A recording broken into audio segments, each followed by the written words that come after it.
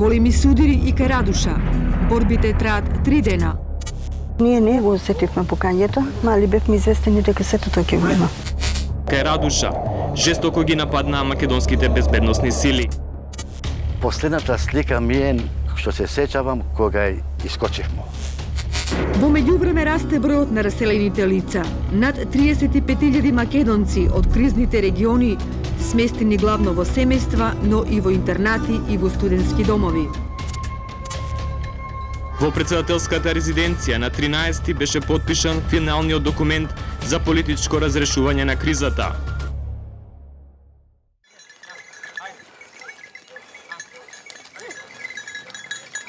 Радуша. 20 години подоцна. Тивко е, но звукот на куршумите се уште се слуша преку дупките на фасадите од старите згради. Ана, Зоран и Сали по 2 децении повторно се во своето село. Јас сега сефте го доаѓам. После 20 години? После 20 години прв пат доаѓам да видим како е куќите, становите, како ни се. И како ти се стали? Тешко. Тешко.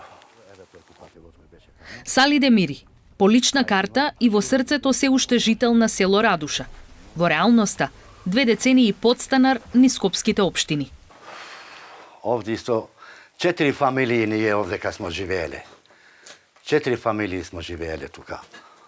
Овде 2 комшии беа, јас тука кај што сте вие и тука братучет му на жената живееше тука. Истиот ден со Сали, Радуша ја напуштиле и Ана и Зоран Јовановски. Им јавиле дека мораат да бегаат зашто во селото ќе се пука. Што е тоа? Цигла. Што било куќата моја. Сега нема ништо. За рака најмилите, со грч во срцето и 4 месеци трудна. Ана мислела дека кризата бргу ќе заврши, а на Радуша повторно ќе се вратат. На воз се качивме и отидовме кај братучет му на муж ми, Улисиче. Од таму отидов кај братучет ми мој у Кисела вода. И после чувме Црвен крст дека запишува, мислам како што се кажа, и така се преместивме у домот за слепи Димитар Лаков. И од тогаш више почна, како да речем, нашата судбина, идејќи од куќа до куќа, малтретирајќи се. Ана, Зоран и Сали се дел од 76.000 внатрешно раселени лица за време на воениот конфликт во 2001 година. Радуша, Арачиново, Танушевци, Вејце, Ваксинце, Слупчане се дел од воените места, но и места од каде што побегнале луѓето за време на конфликтот. Според податоците на институциите, од нив сега се останати само 600 со овој статус. Во 2 децении, дел успеале да купат свој дом, дел починале, а дел за секогаш се иселиле од државата. Тројцата поранешни жители на Радуша се меѓу насрекните кои не успеале сами да се снајдат. И се уште се надеваат дека и по 20 години властите ќе го исполнат она на што се обврзале во договорот, да ги вратат назад во своите домови или барем да ја дадат нов дом. Од вкупно 600, 100 лица или 24 семејства живеат под кирија. Овие луѓе од 2003 година секој месец добиваат по 15.000 денари од државата за да платат кирија и храна за семејствата. Сега е, верујте ми, животот е скап, али кириите секаде ги накачуваат и си бараат луѓето депозит.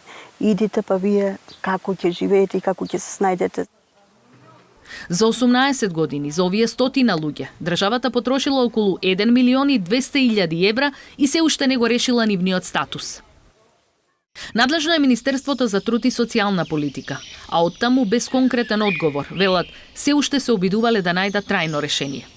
За дводеценискиот јубилеј од потпишувањето на рамковниот договор, властите се пофалија дека ќе потрошат $500.000 евра за прослава. За внатрешно раселените лица ова е погубно, бидејќи нивниот статус се уште виси. Рамковниот договор е синоним за почеток на мултиетничко живење и соживот кој според жителите на Радуша до 2001 бил блиску до идиличен. Сали е ром, Ана и Зоран македонци, но од селото не можеа да заминат без да го поздрават соседот Илми, кој со радост им ја отвори вратата и по 20 години и ги понуди со ладна вода и сладко. Добро ви дојдовте. Најдовме. Баш ми е мило што се видовме. После тие години, Да. баш, Бога ми, мило ми е многу. Се знаемо, баш добро се знаемо. По ненедејната средба Илми останува во селото во кое останале само албанци. Сали, Ана и Зоран на заминување ги поздрави и Дуки, така го викале блискиот сосед. Им посака среќа низ институционалните лабиринти, а тројцата заминаа надевајќи се дека еден ден повторно ќе имаат кров над главата, а нивниот живот ќе биде барем приближно убав како пред 2001 година. Тоа.